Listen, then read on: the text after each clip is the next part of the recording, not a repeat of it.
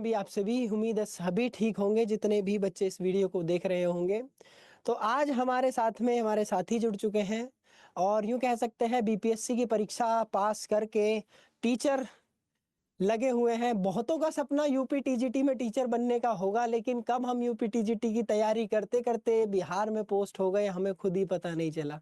ऐसा ही कुछ हुआ विनय के साथ में। तो विनय अपनी कहानी खुद बताएँगे, आप लोगों को बताएँगे कितना संघर्ष इनके जीवन में रहा, किस तरीके से इन्होंने संघर्ष किया। क्योंकि मुझे पर्सनली याद है इनके संघर्ष की कहानी ये बीच-बीच में बताते भी थे। कोई एक-एक हाथ लंबे मैसेज मुझे याद है अभी भी, जो मेरे व्हाट्सएप पे हैं, मेरे साथ में और टेलीग्राम पे भी जुड़े हैं, तो वहाँ पर भी है। मुझे पता है किस तरीके से इन्होंने मेहनत करी और कितनी मेहनत इन्होंने करी। जब-जब जो चीज़ कही वो करी और उसका यूँ कह लीजिए रिज़ल्ट आपके सामने है। और उसी के साथ-साथ में अभी बिहार में पोस्टेड हैं। कितनी सैलरी है, कितनी छुट्टियाँ मिलती हैं, क्या कार्य करना पड़ता है बिहार के शिक्षकों को, और मतलब यूँ कह लीजिए कि टोटल जो वर्क है वो किस तरीके का है और जॉब प्रोफाइल क्या है। हर चीज़ वो खुद बताएँगे, खुद के संघर्ष की कहानी, खुद के घर की तैयारी कैसे करी, कितने घंटे पढ़ते थे, पेपर 1 में क्या पढ़ा, पेपर 2 में क्या पढ़ा। तो जितने साथी हैं पूरी वीडियो को देखना और हमारा दोनों का इंटरेक्शन रहेगा।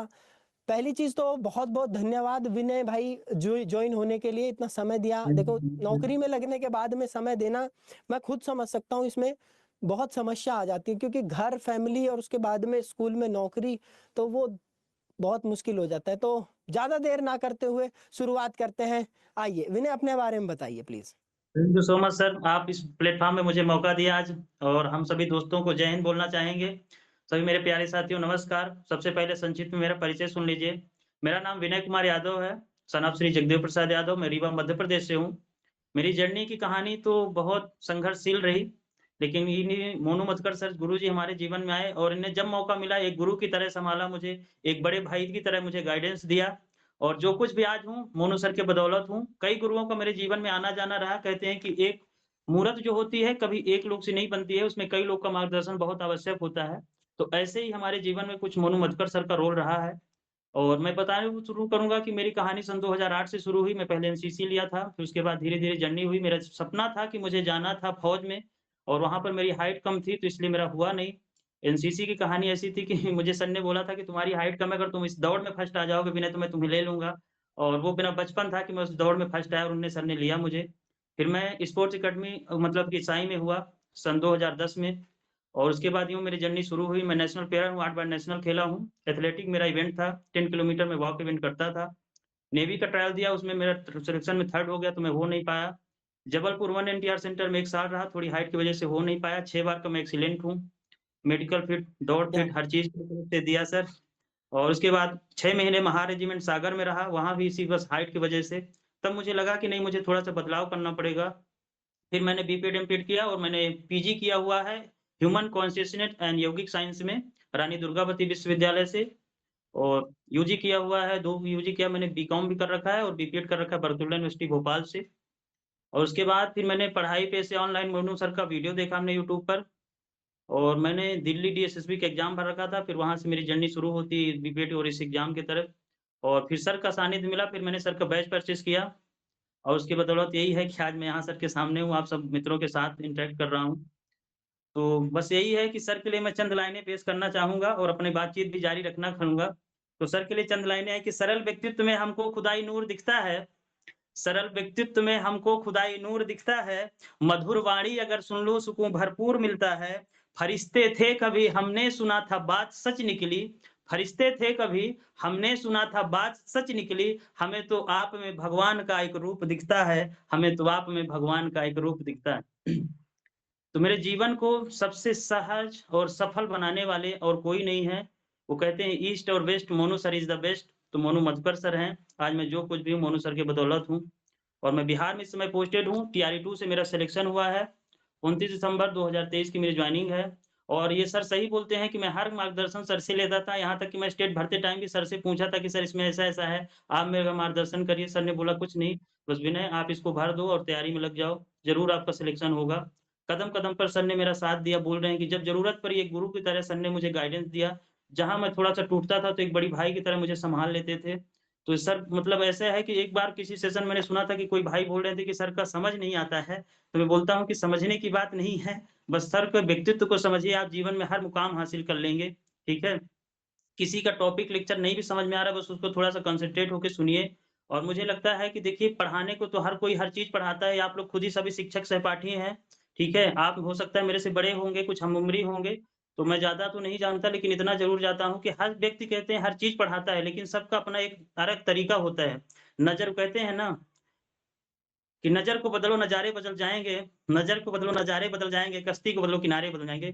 तो वही बात है कि अगर आप जैसा चाहेंगे वैसा आप बन सकते हैं, बस एक बार आप ठान लीजिए। कहते हैं कि ना तकलीफ ना संघर्ष तो क्या खाक मज़ा है जीने में, ना तकलीफ ना संघर्ष तो क्या खाक मज़ा है जीने में, अच्छे-अच्छे तूफ़ान थम जाते हैं जब आग लगी हो सीने में। क्या बात है, क्या बात है! विनय जोश भरी तैयारी रहती थी विनय की, मेरे को आज भी याद है। मतलब पूरे जोश में तो रहता ही था कि रात को 12 बजे कॉल कर दूँ कि भाई ये टास्क हुआ कि नहीं हुआ? तो भी तुरंत रिप्लाई सर कल तक हो जाएगा। मैं कोई क्वेश्चन पेपर भेजता था, भाई इसको फटाफट सॉल्व करो और कितने नंबर आए वो भी बताओ और साथ ही साथ में इसकी आंसर की भी मुझे बना के दो और कौन से क्वेश्चन में डाउट आ रहा है वो भी दो। विद इन 2 टू 3 आवर्स मेरे को वो चीज़ मिल जाती थी वापस। याद होगा शायद विनय तुम्हें? यस सर, बिल्कुल याद है सर और मैं वही बात कहना चाह रहा हूँ कि मोरूम सर का मेरे जीवन में इतना मार्गदर्शन रहा, आप समझ लीजिए कि अब शब्दों से बयान नहीं कर सकता हूँ, पर लगभग सभी सहपाठी समझ पा रहे हैं, भावनाएँ मेरी समझिए। थोड़ी-सी मैं वो भी हो रहा हूँ क्योंकि अभी जब से जॉइन किया हूँ 1 साल हो गया है, सर से मिल नहीं पाया हूँ क्योंकि थोड़ी-सी गवर्नमेंट में हमारी पहले साल पता नहीं ऐसा क्या हुआ कि यहाँ लोकसभा की इलेक्शन हुआ और हमारी ड्यूटी लग गई, उसके बाद टैक्स चुनाव हुआ, उसमें लग गई। अब बाकी शिक्षा विभाग में थोड़ी-सी यही है कि अभी हम लोग प्रोविज़न में हैं, जैसे सबको विदित होगा, 1 साल तक रहता है तो 16 सीएल हैं, 33 सीएल हैं, तो अभी वो सेंक्शन नहीं हो पा रही हैं। बाकी हम सर से मिलेंगे, हमारा वादा भी है सर से। बिल्कुल, हम बिल्कुल। सर से बिल्कुल एकदम बातचीत करते हैं, बस सर बहुत फ़ैमिलियर हैं, सभी भाइयों से मेरा निवेदन है कि आप पढ़िए भी और गाइडेंस भी लीजिए। कहते हैं जीवन मार्गदर्शन कहीं से भी मिले, सीखने को सही कहीं से भी मिले। कहते हैं कि एक वृद्धि ग्रोथ और डेवलपमेंट सर ने क्लास में ही पढ़ाया होगा आपको कि मतलब जो डेवलपमेंट है वो कहीं भी वृद्धि एक टाइम बाद रुक जाती है, लेकिन डेवलपमेंट कभी रुकता नहीं है आपका। तो सीखने की कहते हैं वार्म टू टॉम मतलब कि वार्म से वहाँ तक टॉम तक होता है कि मतलब कहते हैं कि गर्भ से लेके कब्र तक, वहाँ तक आपकी चीज़ें वो होती हैं, तो कभी सीखने की कोई उम्र नहीं होती, सीखने की कोई सीमा नहीं होती है। और सर का सही समय पे मार्गदर्शन मिलता रहा है ये तो और हम तो बस यही सब ये तो करना एक चाहेंगे। मोटिवेशन सेशन सा हो गया विनय यार। अब थोड़ा-सा इससे हट के मुझे ये बताओ, अब बच्चे जो है फटाफट से तैयारी में लगे होंगे। अब आप ये बताओ कि आपकी तैयारी में जो शुरुआत थी वो कहाँ से करी? कितनी आपने तैयारी में कितने घंटे दिए? उसके अलावा आपने कभी ये सोचा क्या कि exam date, exam date, exam date, क्या ये आपके दिमाग में कभी ट्रिगर करती थी क्या चीज़ें?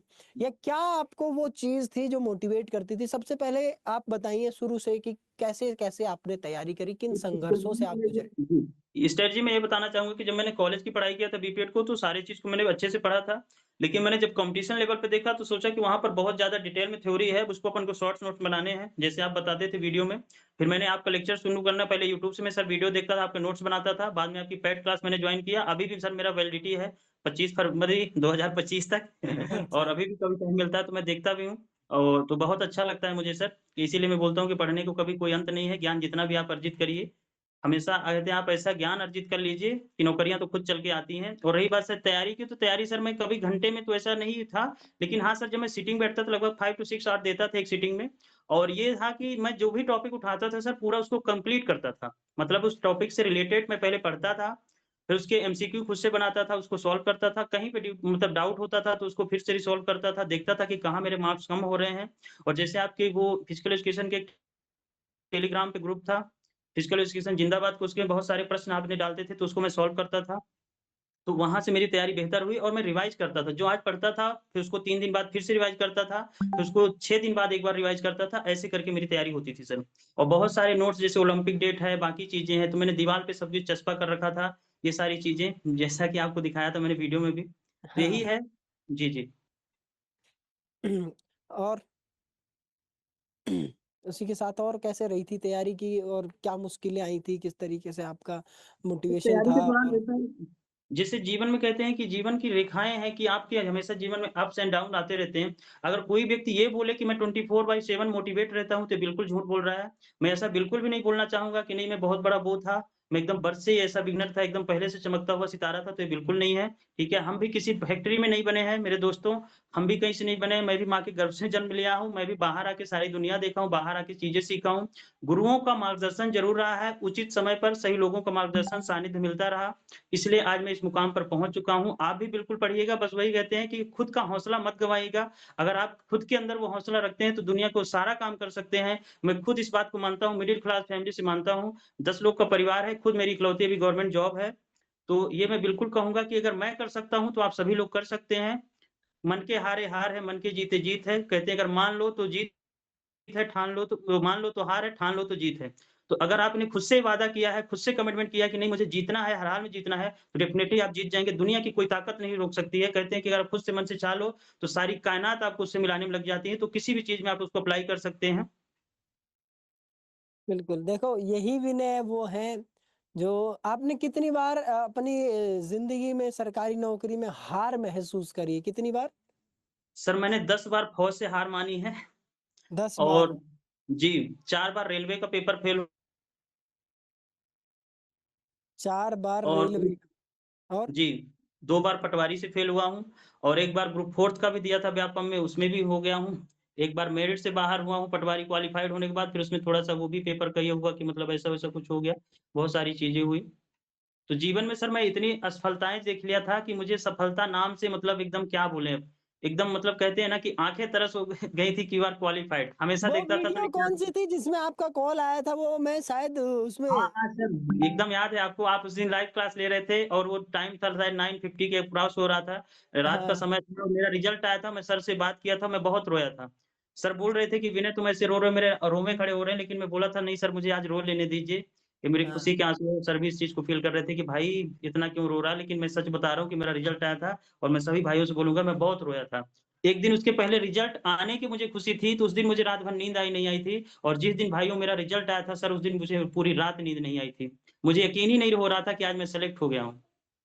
मतलब अभी भी मेरे रोंगटे खड़े हो रहे हैं। तो ये सब चीज़ें होती हैं और मेहनत जब इंसान की देखते हैं ना, आप देखो 15 14 से 15 बार जिसने लाइफ में फेलियर सर मैं महसूस 14 किया साल हो। जबलपुर में रहा हूँ, तो 14 साल की तपस्या किया हूँ और उसके बाद वही कहते हैं कि जन्मभूमि मेरी रीवा मध्य प्रदेश थी, कर्म भूमि मेरी वहाँ पर तपस्थली थी मेरी जबलपुर मध्य प्रदेश और आज कर्म भूमि नालंदा बिहार में हूँ, तो ये सब आपका सौभाग्य है और मैं वहाँ पर 14 साल की तपस्या किया, उसके बाद जैसे राम भगवान का अयोध्या में मूर्ति प्रतिस्थापन हुआ और मेरी जॉब लग गई, तो मुझे यही सोचा हूँ कि मुझे राम भगवान ने उद्धार किया है, मेरे जीवन में वही आदर्श है, मैं उन्हीं को मानता हूँ। बहुत बढ़िया, बहुत बढ़िया। देखो हम किसी को भी आदर्श मानें, आदर्श मानना बहुत अच्छी बात है जीवन में, क्योंकि उनसे हमें प्रेरणा मिलती है, वो हमें जिस सद्भावना से मतलब हम फिर मेहनत करते हैं और जैसा उन्होंने अपनी लाइफ में अचीव किया हो, जैसे कि सभी के आदर्श हैं, हर प्रकार के आदर्श हम देखते हैं। तो कोई किसको आदर्श मानता है, तो आदर्श मानो जिन्होंने जीवन में कुछ किया हो। तो बहुत बढ़िया एक तो आपने बात बताई, तो मैं एक ही चीज़ कहना चाहूँगा, आज विनय जो मोटिवेशनल बात कह रहे हैं, ऐसा नहीं है कि 14 बार फेलियर होने के बाद में इनके पास यही सेम बातें थी। लेकिन ये फेलियर थे और फेलियर का जो टैग था, वो इन बातों पे यूँ कह लीजिए भारी पड़ रहा था। इनकी ये बातें, ये जब बोलते किसी को कि भाई ऐसा है, मान लो तो हार है, ठान लो तो जीत है। ये वाली बातें अगर ये फेलियर होने के बाद करते ना, फिर उन बातों का कोई मतलब नहीं था। तो जीवन में लोग सुनते भी आपकी, आज आप विनय की बात इसीलिए सुन रहे हो क्योंकि विनय ऑलरेडी सेलेक्टेड है बीपीएससी में। अगर ये भी सेलेक्टेड नहीं होता तो कौन इनकी बात सुनता? तो बहुत लोग कहते हैं कि सर हम फेलियर हैं इसलिए हमारी बात नहीं सुनते, या फिर हमें कम आता है, हम सेलेक्ट नहीं हुए इसलिए हम बात नहीं सुनते। तो मैं एक ही चीज कहना चाहता हूँ उनसे, भाई जब दुनिया जो है वो सक्सेस को सल्यूट करती है, तो तुम क्यों नहीं सक्सेसफुल होते हो? जब दुनिया सक्सेस को ही सैल्यूट करती है तो तुम भी सक्सेस हो जाओ और तुम भी मेहनत करो। तो ये कहानी है आपके विनय की, और कहानी में आगे कुछ बढ़िया दिलचस्प बातें बताए तैयारी के दौरान, कुछ डिस्ट्रैक्शन हो आपको, या तैयारी के दौरान ऐसा मन कर गया हो कि अब तो बस गिव अप कर देता हूँ, अब नहीं पढ़ना जीवन में आगे। तो ऐसी कुछ बात? हाँ सर, ये भी एक सच बात है। हर कैंडिडेट को मुझे लगता है जो भी एस्पिरेंट रहते हैं सबके जीवन में आता होगा। हम खुद भी बता रहे हैं कि मैं ऐसा नहीं है, दुनिया का कोई शख्स को मैं ये नहीं मानता हूँ सर कि कोई ये बोले कि मैं चौबीसों घंटे पढ़ाई कर लेता हूँ या 24 घंटे मोटिवेशन मेरे मेरे पास रहता है, मैं खुद अंदर से मोटिवेट होता हूँ। लेकिन सर यही है कि जीवन में आपको एक आइडियल बनाना पड़ेगा, खुद के आपके अपने आदर्श तय करने पड़ेंगे, खुद के आपकी दिनचर्या में वो रूटीन लानी पड़ेगी। जब हमारा बहुत मन करता है नहीं आज नहीं पढ़ना है, तब भी आपको थोड़ा-सा ज़रूर पढ़ना है। तो ऐसा हमारे जीवन में भी आता था, हम भी कभी-कभी कुछ ऐसे मोटिवेशनल लेक्चर देख लेते थे। कुछ भजन कीर्तन सुन लेते थे। देखिए मुझे राम भगवान का मैंने थोड़ा चर्चा किया तो उसको कोई ऐसे नहीं लीजिए जिसका आपका जिसमें भी इंटरेस्ट है। लेकिन हाँ सर, मैं थोड़ी-सी संगीत प्रेमी हूँ, तो मैं भजन कीर्तन सुनता था। कुछ बहुत बढ़िया गज़ल कभी जगजीत सिंह जी की गज़लें सुन लेता था, कभी एक आधी कोई गज़ल-वज़ल कोई संगीत के 2 गीत सुना दो बस 2 से ज़्यादा नहीं। अरे बिल्कुल सर, सुना देंगे। हाँ, बिल्कुल। मुझे तूने मालिक बहुत कुछ दिया है, तेरा शुक्रिया है, तेरा शुक्रिया है। मुझे तूने मालिक बहुत कुछ दिया है, तेरा शुक्रिया है, तेरा शुक्रिया है। क्या बात है, क्या बात है भाई, बहुत बढ़िया भाई, कमेंट बॉक्स में बाद में ताली बजेगी इसको देख के, बहुत शानदार यार। आपका और आशीर्वाद है फिर सर। अब ये बताओ, अब आप 10 मेंबर हैं अपनी फैमिली में जैसे आपने बताया मुझे, 10 में सिर्फ आपके पास में गवर्नमेंट जॉब है, तो आप इस चीज़ को कैसे देखते हैं और आपके फैमिली वाले कैसे देखते हैं? और जो देखो हर किसी की लाइफ में चाहे कोई कितना ही अच्छा हो, उसकी लाइफ जी, में तंज कसने वाले बहुत रहते हैं और जी। उसको जो है उसकी बुराई करने वाले बहुत रहते हैं। तो जो बुराई करने वाले थे, पहले तो आपकी फैमिली का क्या रिएक्शन था जब आप सेलेक्ट हुए? पहले तो वो बताओ? सर, मैं जब सबसे पहले सेलेक्ट हुआ था, मेरा रिज़ल्ट आया था, तो मैं खुद रोया था और तुरंत माँ के पास फ़ोन किया था और इतना ही बोला था कि मम्मी मैं सेलेक्ट हुआ, तो माँ को थोड़ा-सा मेरी मम्मा ओल्ड एज हैं, उनको समझ में आया नहीं, तो उनको लगा बेटा फिर से नहीं हुआ है। तो बोलती है बेटा अच्छा। कोई बात नहीं, अगला प्रयास फिर से देना। मैं बोला मम्मा अगले प्रयास की ज़रूरत नहीं है, आपका बेटा सेलेक्ट हो गया इस बार। बहुत ठीक है और पिताजी भावुक थे, कुछ बोल नहीं पाए थे। बस उनने हाँ। आशीर्वाद दिया था, भैया से बात किया था, उनसे ये सारी बातें बताई थी, भैया भी भावुक थे और उसके बाद में फिर आपको कॉल किया था सर। एक मेरा दोस्त है विमल पांडे, वो रेलवे में है। वो मेरी बहुत हेल्प की क्योंकि उससे पहले मैं एक प्राइवेट सर मतलब योगा इंस्ट्रक्टर था, स्विमिंग इंस्ट्रक्टर भी था, तो मैं वो भी करता था। लेकिन आफ्टर जैसे एग्ज़ाम था तो 45 डेज़ सर मैं ये ज़रूर कहना चाहूँगा सभी मित्र सहपाठियों को कि सर मैंने 45 दिन खुद को एकदम एक कमरे में बंद कर लिया था। मैंने वो दूध वाले को फिक्स कर दिया था, सब्जी वाले को फिक्स कर दिया था, वो दरवाजे पे आके नॉक करता था और मैं बस गेट पे उसको पैसे देके सामान ले लेता था। 45 दिन मैंने बाहर का कुछ भी नहीं देखा था। बस नहा के छत पे कपड़े डालने जाता था, तो कभी सूरज दादा को देख लेता था। अमूमन बिल्कुल बाहर से कोई कनेक्टिविटी नहीं थी, सबको बोल दिया था एग्ज़ाम है मेरा। और जिस दिन आपकी एक मैराथन थी सर 12 घंटे वाली, 11 घंटे वाली, तो मैं सुबह से ऐसे ही बैठ जाता था, जो आप बोलते थे ये चीज़ रख लो। हमारे पास जो अवेलेबल होता था, चाय, बिस्किट, ये ब्रेड वगैरह सब मैं रख लेता था। और कभी किसी दोस्त को फ़ोन कर देता था, जैसे आप बोलते थे किसी को बुला लो, तो कोई आके कर दिया, नहीं तो मेरा सेशन चलता रहता था और मैं पढ़ता रहता था, रिवीजन पूरा उससे किया। तो वही है सर कि 45 डेज़ मैंने टोटली खुद को कैद कर लिया था एकदम से, कि बस इस बार जैसे आप बोलते थे कि इस बार मतलब सरकारी कलम लेनी है और बिल्कुल खुद के मन में ठान लो कि जीत हासिल करना है, फिजिकल एजुकेशन ज़िंदाबाद। तो आपका एक वो नारा था जो हमारे अंदर हमेशा जोश भरता रहा है। और बस वही सर कि जिस दिन फिर मैं पहली बार बोला भी था सर फाइनल मुझे सरकारी कलम मिल गई और मैं बहुत रोया था, मुझे अच्छी तरह याद है और खुशी के आँसू थे।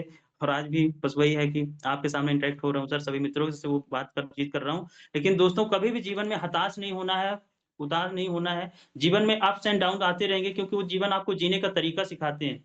इस पे भी एक लाइन है कि अगर सब कुछ मिल गया यूँ ही ज़िंदगी में तो फिर तमन्ना किसकी करोगे? सब कुछ मिल गया यूँ ही जीवन में तो फिर तमन्ना किसकी करोगे? कुछ अधूरी ख्वाहिशें जीने का ख्वाब सिखाती हैं। क्या बात है! तो ये गज़लें शायरियाँ बहुत पढ़ी होंगी आपने जब तैयारी कर रहे हो तब उसके दौरान है? हाँ, सर मुझे थोड़ा-सा शेरो-शायरी का शौक है, यूँ कह लीजिए मतलब इंटरेस्ट है बहुत बड़ा सर मैं सिंगर तो नहीं हूँ, लेकिन संगीत प्रेमी हूँ, गुनगुन लेता हूँ, शेरो-शायरियाँ थोड़ा-सा कर लेता हूँ। क्या बात है! बहुत बढ़िया, शानदार।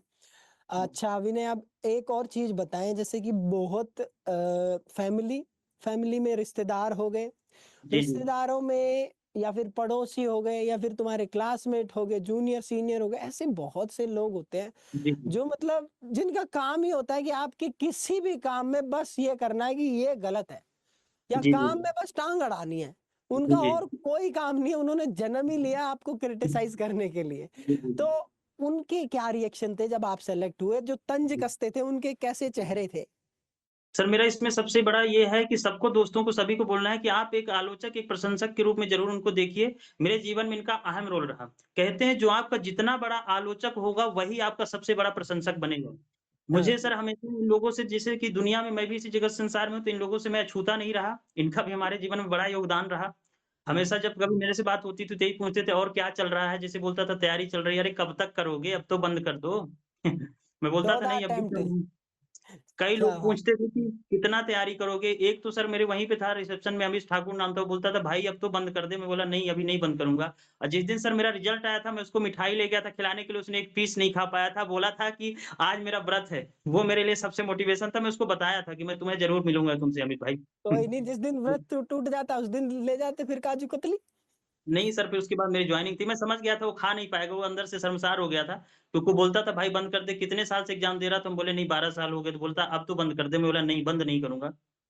मैंने अ, जीत ठान रखी है, तो जीतना तो है, हर हाल में जीतना है। सफलता मिलेगी बस देर है, कहते हैं कि हर अंधेरे के बाद उजाला होता है, अगर सूरज डूबा है तो सुबह प्रकाश ज़रूर करेगा और जैसे सूरज किसी के लिए रुकता नहीं, ऐसे आप भी मत रुकिए। मेरे मित्रों, सभी सहपाठियों से निवेदन है, आप भी करते रहिए, हर किसी को मिलता है। हम जितना चाहते थे मित्र लोग, उतने से ज़्यादा मुझे मिला। मैं खुद आज सोचता हूँ, मुझे एक चामलेगी साहब थे, फौज में थे, पूरा फौज बटालियन मुझे पहचानने लगे थे मेरे जडारू के। साहब भी बोलते थे, "बेटा क्यों थक रहा है? यादव तेरे जीवन में कुछ और अच्छा लिखा होगा।" और मैं बोलता था, "नहीं साहब, पता नहीं मुझे फौज से इतना प्रेम है।" फिर उन्होंने बोला था चल आज तेरे को एक दिन सर मेरा डॉक्यूमेंट वेरिफिकेशन था वहीं पे तो उन्होंने बोला आज तेरे को मैं क्लर्क का काम देता हूँ, तो कुर्सी पे भी बैठ ले। तो उन्होंने मुझे उस दिन बराबर बैठाया, कुछ काम भी सिखाया मुझे, तो भी जीवन मैंने जिया। तो वही चामलेगी साहब भी बोलते तेरे जीवन में कुछ अच्छा लिखा होगा। और आज उनकी बात मैं इसीलिए उनको भी सर बहुत याद करता हूँ कि चामलेगी साहब सही बोलते थे। शायद मैं फौज में होता तो इतना फ्री नहीं घूम पाता, इतने जीवन को सारे एन्जॉय नहीं कर पाता और आज मैं बहुत बेहतर जीवन जी रहा हूँ, ठीक है? तो वो भी चीज़ें कहते हैं देश सेवा के लिए देखिए हर किसी को हर प्लेटफ़ॉर्म नहीं है।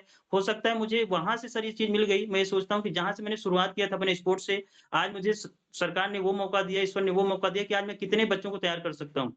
जैसे आप यहाँ पर मोनू सर को हमारे देख लीजिए, सर खुद भी एक गवर्नमेंट एम्प्लॉयी हैं, उसके बाद देखिए कि आज देश में लाखों बच्चे इनके फॉलोवर हैं, यहाँ तक कि अब फ़ॉरेन के भी बच्चे सर से पढ़ रहे हैं। ये हमारे लिए बड़े सौभाग्य की बात है सर कि आप देश-विदेश में नाम रोशन कर रहे हैं और बहुत अच्छा सर का लेक्चर है, सभी लोग इनसे मोटिवेट हो रहे हैं, हज़ारों मैं मामा से भी सर की बात करता हूँ, तो माँ को भी यही बोलता हूँ कि माँ सर आपने तो केवल 2 बेटों को जना है, मोनू सर लोग शायद 2 भाई हैं जहाँ तक मुझे पता है।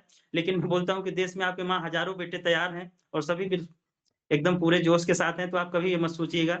तो वही बात है।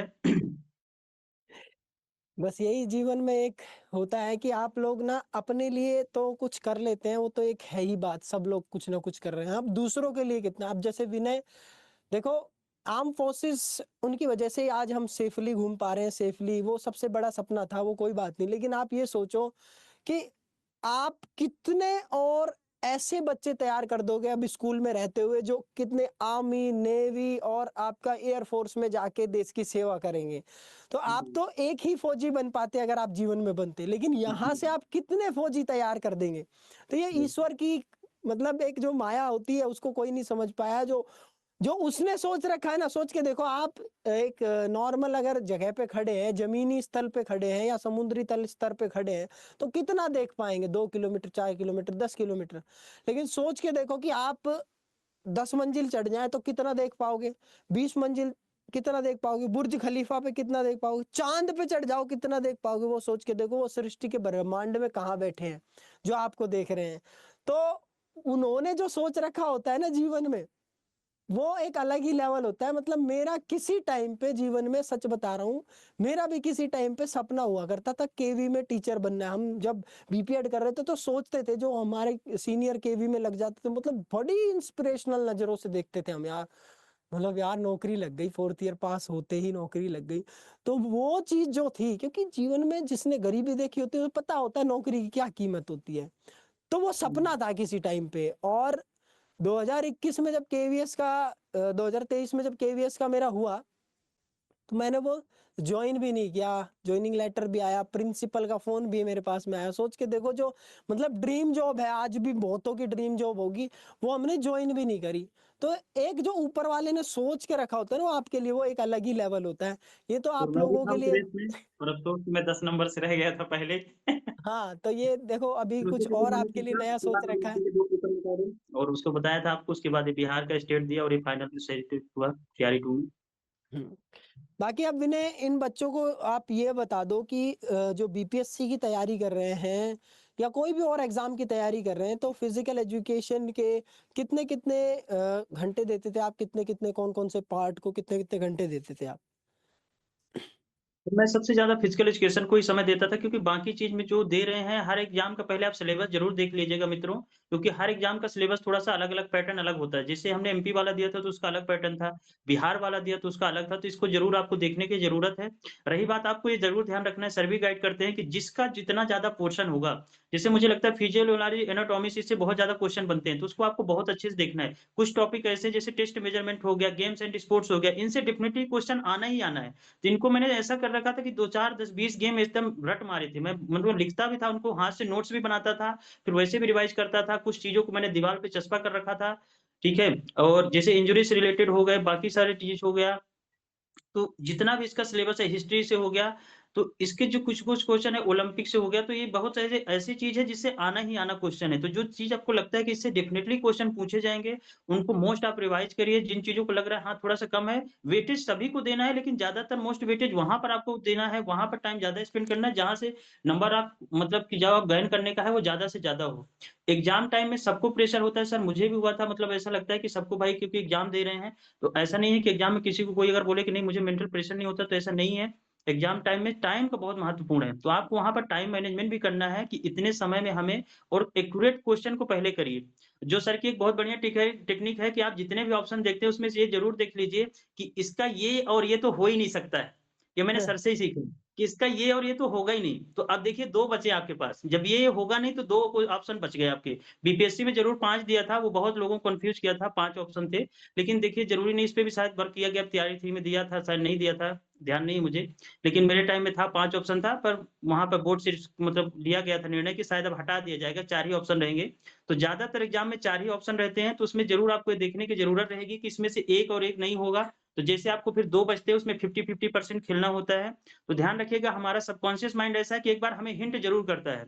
तो हमेशा मैं यही कहूँगा कि एग्ज़ाम को प्रेशर को देखते हुए आप अपने से दिमाग ना लगाएँ। जो आपका ब्रेन कहता है, जो एक्टिव टाइम पे वो करता है कि नहीं ये वाला ज़्यादा लग रहा है तो उसको ज़रूर टिक करिए। यही स्ट्रैटेजी सर मैंने फ़ॉलो किया था और बाकी सिलेबस के अकॉर्डिंग मैं थोड़ा-सा जीएस भी पढ़ता था। पहले भी मैंने तैयारी कर चुका हूँ तो जीएस थोड़ा-सा ठीक है। मैथ हाँ, थोड़ी-सी सर स्पोर्ट्स वाले हैं तो वीक है। ये भी नहीं कहूँगा कि मैं मैथ में बहुत बड़ा वो हूँ, तो ऐसा नहीं है। रीज़निंग थोड़ी-सी ठीक थी। बाकी ये अपना फिजिकल एजुकेशन है तो इसको सर मैंने अच्छे से तैयारी किया था। खूब मतलब टाइम देता था इसको और आखिरी टाइम पे रिवीज़न बहुत किया था। सर पूरा सब कुछ पढ़ा हूँ और एकदम बोल रहा हूँ कि सर के बैच परचेज़ करने से ही आज मेरा सिलेक्शन हुआ है। सर का बैच करने के बाद, सर से पढ़ने के बाद मैं 5 एग्ज़ाम अभी निकाल चुका हूँ। एमपी के 2 मेंस देना बाकी है। बिहार में ऑलरेडी सेलेक्ट हुआ हूँ और अभी आगे भी अभी ये जर्नी रुकी नहीं है मित्रों। आगे कुछ और सोच रखा है। अगर वहाँ तक पहुँच पाया तो ज़रूर आप लोग से मिलूँगा और सर का तो आशीर्वाद लेने बहुत ही जल्द पहुँचूँगा। बस सर का ये सानिध्य, आशीर्वाद और प्रेम हमेशा सर आपका चाहेंगे, आप ऐसे बनाए रखिए हम पर। डेफ़िनेटली भई आशीर्वाद ऊपर वाले का है, हम साथ दे सकते हैं। बाकी देखो आप ये और बता दो कि जो बीपीएससी की स्पेशली तैयारी कर रहे हैं, तो जनरल पेपर में कितना क्या किस चीज़ पे ज़्यादा फ़ोकस करें? क्योंकि आप एज़ अ स्टूडेंट रहे हैं, आपने देखी भी है वो चीज़ कि जनरल पेपर में कौन-सी चीज़ आपने पढ़ी, वो आपको काम भी आई और किस पे ज़्यादा ध्यान दिया जाए, जनरल पेपर की बात करें? हर पेपर सर 40 मार्क्स का रहता है और सब्जेक्टिव रहता है आपका 80 मार्क्स का और 30 नंबर क्वालिफाइंग नेचर का होता है। तो क्वालीफाई नेचर में तो मुझे लगता है सभी मित्र उसमें क्वालीफाई कर लेंगे, क्योंकि उसमें इंग्लिश का 9 नंबर रहता है, 22 नंबर आपका हिंदी रहता है। तो आपसे जितना बने नेगेटिव मार्किंग हालाँकि है नहीं, फिर भी आप कोशिश करिए कि उसको अच्छे से अच्छे करिए जिससे 9 प्लस तो आप मार्क्स ला ही लें और कोई कितना भी होगा मुझे ऐसा लगता है कि नहीं मतलब 12 टू 15 आराम से अप्रॉक्स आ सकते हैं किसी के भी। और रही बात अब जनरल पेपर की जो 40 मार्क्स का है तो उसमें जीएस, जीके का बहुत बड़ा रोल है। तो उसमें आपको थोड़ी-सी हाँ, जीएस जो पढ़ना है वो भी पढ़ना है और जीके का जनरल नॉलेज जो है उसको भी पढ़ना है, साइंस को वेटेज देना है, कभी-कभी साइंस के अच्छे क्वेश्चन पूछ लेते हैं और हिस्ट्री वगैरह से पूछ लेते हैं। तो इसमें जो सर मॉडर्न हिस्ट्री है और जो मतलब कि स्वतंत्रता के संग्राम या आंदोलन वगैरह है, ये इंडियन मूवमेंट ये सारी चीज़ को पढ़ना है। इनसे क्वेश्चन ज़रूर बन जाते हैं 1-2। कभी-कभी नारा से स्लोगन से क्वेश्चन पूछ लेता है, कभी-कभी। अब ज़रूरी नहीं कि सब में पूछे, तो मैं यही कहूँगा कि मिडेवल हिस्ट्री, इंडियन हिस्ट्री और ये इंडियन मूवमेंट इसको दोनों सभी चीज़ को माइंड में रख के पढ़ना है। साइंस से क्वेश्चन कुछ पूछ लिए जाते हैं, 40 नंबर का रहता है तो वेटेज सब में डिवाइड कर देता है, 7 से 8 क्वेश्चन मैथ के भी पूछ लेते हैं। तो सभी को फ़ोकस करके चलेंगे मित्र तभी अच्छे से रहेगा और फिज़िकल एजुकेशन में तो सबको पता है, सब साथ के ही हैं, सब पढ़ ही रहे हैं, मेहनत कर रहे हैं। बस मेरा मित्रों से यही कहना है कि जब भी जीवन में ऐसा लगे दोस्तों कि अब नहीं होगा, तो ज़रूर सोचिए कि अब नहीं तो अब बिल्कुल होगा। हर बार लगेगा कि नहीं होगा, इस बार होगा ये आप ठान लीजिए, तो हर बार जो लगता है नहीं होगा तो इस बार ज़रूर होगा। मैं आपसे वही कहना चाह रहा हूँ कि मैं वही व्यक्ति हूँ, वही इंसान हूँ जो हर जगह से टूटा था, दर-दर भटका था, लेकिन सर के शरणागत वही कहते हैं कि प्रभु हम भी शरणागत हैं, उद्धार करो तो जाने। तो हम सर के ही पास आए और ऐसा देखिए सानिध्य मिला सर का कि आज हम यहाँ पर पहुँच चुके हैं और एक इसमें पूरा सहयोग मोनू सर का है। हाँ, ये है कि मैं कदम से कदम बढ़ा रहा था। बस कहते हैं ना कि बस आप एक कदम बढ़ाइए, सामने वाला आपको 1000 कदम चढ़ाने के लिए प्रभु खड़ा होता है। तो ऐसे किसी न किसी का ईश्वर की मर्ज़ी के बिना एक पत्ता भी नहीं डोलता। तो आप जिसका भी आराध्य करते हैं, जिनको भी मानते हैं, देखिए जीवन में जब भी उतार-चढ़ाव आएगा तो इसको मानना भी बहुत ज़रूरी है। अभी इस एज में कहते हैं लोग नहीं मानते लेकिन ऐसा मुझे नहीं लगता सर कि कहना चाहिए, क्योंकि जब भी इंसान टूटता है सर तो उसको सांत्वना बहुत देना ज़रूरी है। अगर उसको हम सांत्वना नहीं देंगे, किसी तरह से उसको मोटिवेट नहीं करेंगे तो आदमी अंदर से बहुत टूट चुका होता है। एक टाइम आता है जब आपका फैमिली भी नहीं कहता कि नहीं बेटा आप कितना करोगे? कब तक करोगे? अब नहीं हो पा रहा। दूसरे तो कर ही रहे हैं पर उनको भी लोग वैसे करते हैं। मुझे भी सर बहुत लोग बोलते थे, "बोला आपका बेटा क्या पढ़ रहा है? सब हो गए, वो अभी तक हुआ नहीं है। सब इधर हो रहे हैं, उधर हो रहे हैं, क्या ही पढ़ता है, नहीं पढ़ता लिखता, पता नहीं क्या करता है।" लेकिन मेरे घर वाले हमेशा बोलते थे, "कोई बात नहीं, ज़माना कुछ भी कहे हम आपके साथ हैं, बस आप करते जाओ। जब तक आप हार नहीं मानोगे, जब तक आप नहीं टूटोगे, मैं कभी दूसरे की सुनना ही नहीं।" तो मुझे लगता है कि जीवन में सारी चीज़ें हैं, हमारे जीवन भी ऐसा नहीं था कि डिसाइड नहीं था, बहुत लोग थे, लेकिन ये भी पता है कि जब जिन लोगों ने मेरी जितनी आलोचनाएँ की थी, जैसे मेरा रिज़ल्ट हुआ, सबसे पहले प्रशंसक भी वही बने, वही सब जो है फ़ोन करके बना रहे, "अरे! विनय का बीपीएससी में हो गया, विनय का बीपीएससी में हो गया, सेलेक्ट हो गया वो, सेलेक्ट हो गया वो।" तो यही है कि उनको ज़रूर रखिए। वो कहते हैं कि जितने आपके आलोचक होंगे, वही आपके सबसे बड़े प्रशंसक बनेंगे, तो जीवन में उनका भी होना बहुत ज़रूरी है। जो लोग पहले आपके वही कहते हैं, खैरियत पूछते हैं और क्या चल रहा है, तो आप दरअसल आपसे ये नहीं पूछते हो, यही पूछना चाहते हैं कि आपका क्या है? बहुत बढ़िया विनय। बातें तो बहुत है करने के लिए, हमारे पास में समय की बाउंडेशन है क्योंकि बहुत सारी हुँ, क्लासेस भी हैं। प्लस में आपको और भी बच्चों से हमें मिलना है और भी बच्चों से हमारे संपर्क करना है। तो हुँ, बहुत ही बढ़िया शानदार बातें आपने बताई विनय। मिल के बात करेंगे, चर्चा करेंगे चाय पे। आएँगे जब एकदम आप सर, गुड़गाँव आएँगे या फिर मैं बिहार एकदम आऊँगा, आएँगे सर, एकदम डेफ़िनेटली आएँगे सर। क्या पता मैं बिहार आने से पहले आप से एमपी में मिल लूँ, एमपी में क्या पता आपका सिलेक्शन हो जाए। तो जी, कहीं पे भी मिल सकते हैं, कुछ भी नहीं कह सकते, जीवन जो है वो बहुत छोटा-सा है और वो चक्र जो है वो भी बहुत छोटा-सा है, जी, कहीं पे भी हम घूम के मिल जाते हैं, हमें पता नहीं चलता। जी, जी, जी। तो बहुत-बहुत धन्यवाद आपका समय निकालने के लिए और thank you so much sir. साथियों को गाइड करने के लिए। इससे मुझे लगता है कि जो आने वाले हमारे अभ्यर्थी हैं, जो भी शिक्षक बनना चाहते हैं बिहार में या और कहीं भी, उनको बहुत ज़्यादा मदद मिलेगी, साथ ही साथ में गाइडेंस भी मिलेगी और एक्सपीरियंस और अनुभव जो विनय ने शेयर किया, और ये डेफ़िनेटली आपको मोटिवेट करेगा जिस समय पे आप तैयारी कर रहे हो या फिर जब आप हताश हों, जब आप तैयारी के उस दौर में हो, जहाँ आपकी तैयारी तो चलनी चाहिए लेकिन वो आप मोटिवेशन नहीं आ रहा है। तो ये जो विनय की बातें हैं, ये बहुत ज़्यादा मदद करेंगी आपको। थैंक यू सो मच विनय, इतना समय निकाल के आपने बच्चों को भी दिया और बहुत सारी बातें मुझे भी सीखने को मिली। Thank you so much Vinay. Thank you so much sir. बस अपनी बात खत्म करने से पहले मैं 2 लाइन और आपके लिए कहना चाहूँगा। अगर गुमनाम है कोई उसे एक नाम मिल जाए, अगर गुमनाम है कोई उसे एक नाम मिल जाए, मिले आशीष जिसे इनका उसे पहचान मिल जाए, भला कैसे नहीं उसका मुकद्दर रंग बदलेगा, भला कैसे नहीं उसका मुकद्दर रंग बदलेगा, अगर आप जैसे गुरुओं का आशीर्वाद मिल जाए, अगर आप जैसे गुरुओं का आशीर्वाद मिल जाए। बहुत-बहुत धन्यवाद विनय, इतना प्रेम, इतना स्नेह और इतना काबिल आपने समझा उसके लिए। और फिर से मिलेंगे। मैंने वही कहा कि मिल के बात करेंगे, चाय पे चर्चा करेंगे। तो ये था आपके सामने विनय भाई का इंटरव्यू और यूँ कह लीजिए छोटी-सी वार्तालाप जो आप लोगों को बहुत ज़्यादा पसंद आई होगी।